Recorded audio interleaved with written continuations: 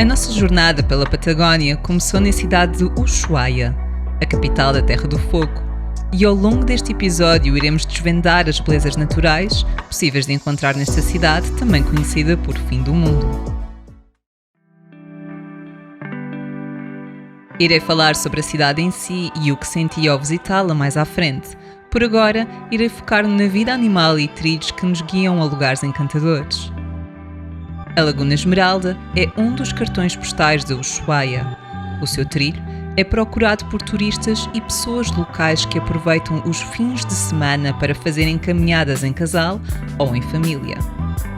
Ao longo do percurso, vamos passando por diferentes ambientes. Por entre os troncos das árvores, vamos percebendo que as montanhas estão próximas, até que existe a revelação.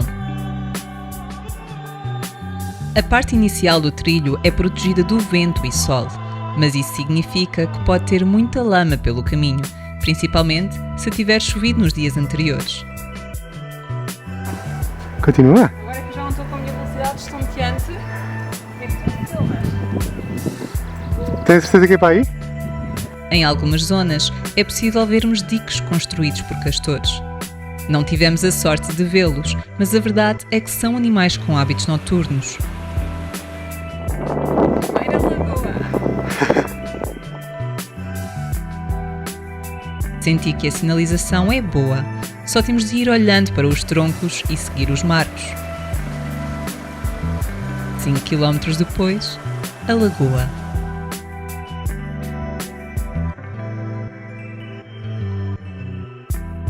As suas águas verdeadas impressionam e fazem jus ao cartão postal desta cidade.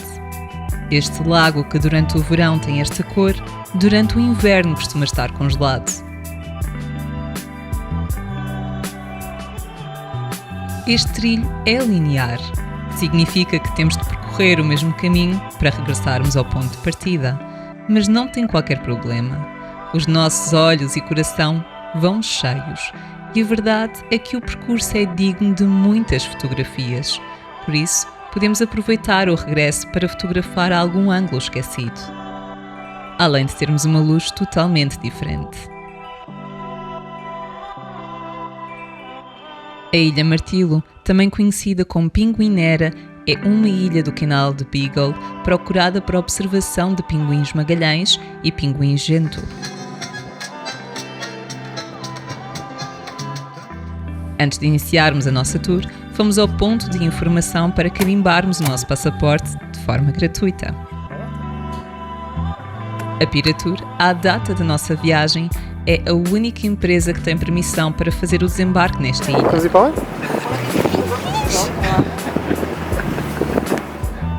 O transporte é feito num semi-rígido e assim que colocamos os pés fora do barco, conseguimos ver 2 pinguins a andarem de forma muito apressada.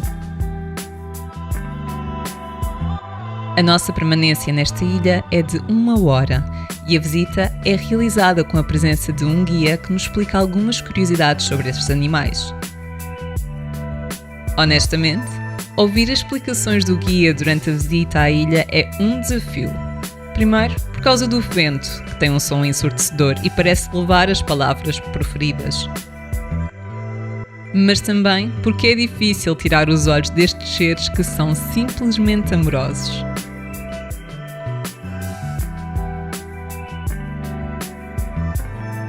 Não é permitido circularmos livremente devido à quantidade de ninhos. Devemos seguir o caminho indicado pelo guia e é-nos pedido para metermos uma distância de 3 metros. Mas a verdade é que estes animais não têm medo e, como são curiosos, vão se aproximando de forma desajeitada e engraçada. Senti que 1 hora não foi suficiente. Não foi suficiente porque estão a acontecer inúmeras coisas à nossa volta. Cada pinguim estava com uma dinâmica diferente. A confusão era imensa, a atenção parecia estar sempre dividida e a máquina nem sabia para que pinguim entender. Isto é vida animal.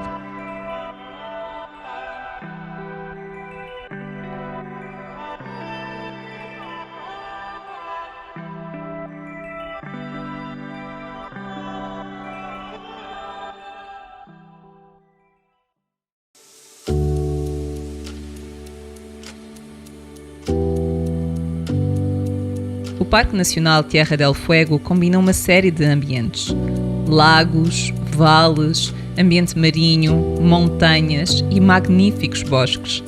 A união entre todos forma um ambiente singular. É possível fazermos uma série de atividades como caiaque, canoagem, pesca e diversos percursos pedestres. Estes adequam-se a diferentes interesses. Importa referir que o parque é dividido por zonas e cada uma delas tem uma regulamentação própria.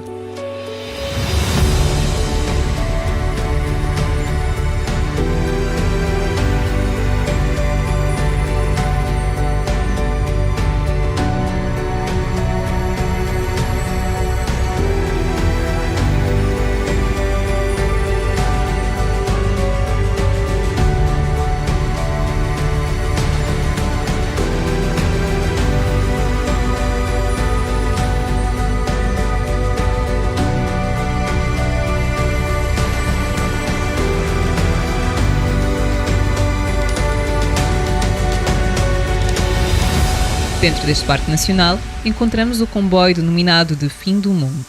Este fazia o percurso entre a prisão de Ushuaia e o Monte Susana com o intuito de auxiliar no transporte de materiais como madeira e pedras que eram utilizados na construção da prisão. Enquanto visitantes, é possível fazer 7 km do percurso antigo.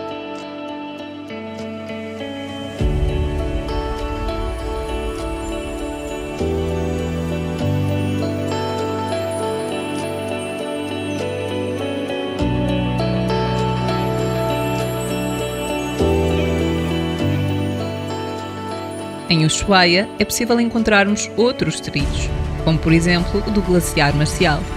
Mas se tiveres tempo, poderás fazer muitos mais.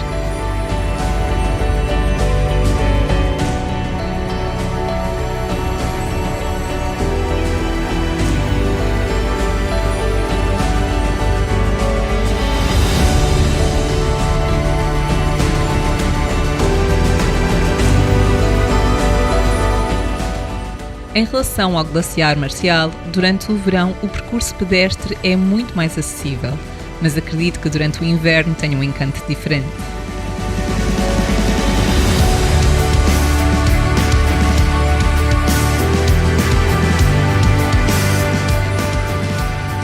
Sendo Portugal, o trajeto até chegar a Ushuaia é longo, mas vale muito a pena. Se estás a pensar conhecer a zona da Patagónia, considera esta cidade. A aterragem no aeroporto é incrível. A aproximação é feita contornando uma série de montanhas cujos picos podem ainda estar cobertos de neve. Ou seja, uma mistura de sentimentos: entusiasmo e nervoso miudinho, pelo menos para mim. Irei deixar no final do vídeo a aterragem neste aeroporto.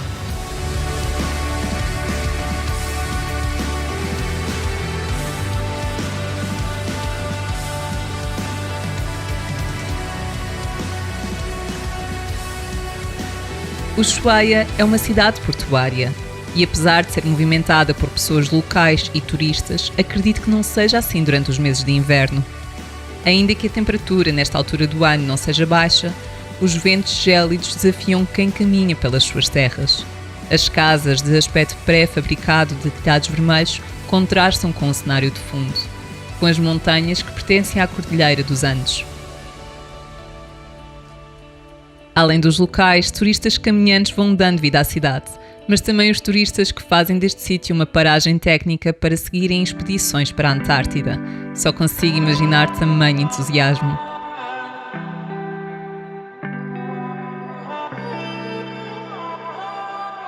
Nos últimos anos, esta cidade passou a constar no itinerário de quem visita a Patagónia.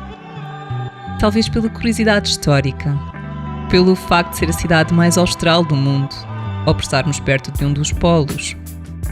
Esta cidade foi habitada por indígenas que mantinham pontos de fogo acesos dia e noite, dando a ilusão de que estava a arder de forma constante. O navegador português Fernão de Magalhães, quando fez a sua passagem marítima, não ficou indiferente e intitulou este local de Terra do Fogo. Mais tarde, reclusos militares viram-se forçados a habitarem este pedaço de terra, ajudando na construção de uma nova prisão, uma vez que a anterior tinha sido fechada por falta de condições. Existe um museu que relata este período histórico e aborda as questões humanitárias, mas optámos por não ir e continuar a divagar sobre o significado desta aculturação e posterior ocupação. Decidimos, ao invés, começar a preparar as nossas pernas. Sabíamos que os próximos dias seriam intensos e que precisaríamos de fazer alguns aquecimentos.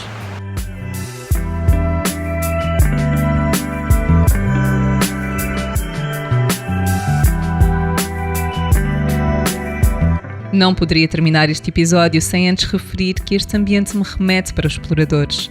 Para exploradores como Charles Darwin ou Francisco Moreno, muitas vezes com o conforto reduzido, com uma menor acessibilidade e materiais menos adequados, estes exploradores andaram por estas terras que na altura eram muito mais inóspitas. Ushuaia é conhecida como a terra fim do mundo. Para trás, fica a Argentina e o resto do mundo. Para a frente, uma área Antártida. Obrigada e não te esqueças de subscrever o canal para o próximo episódio.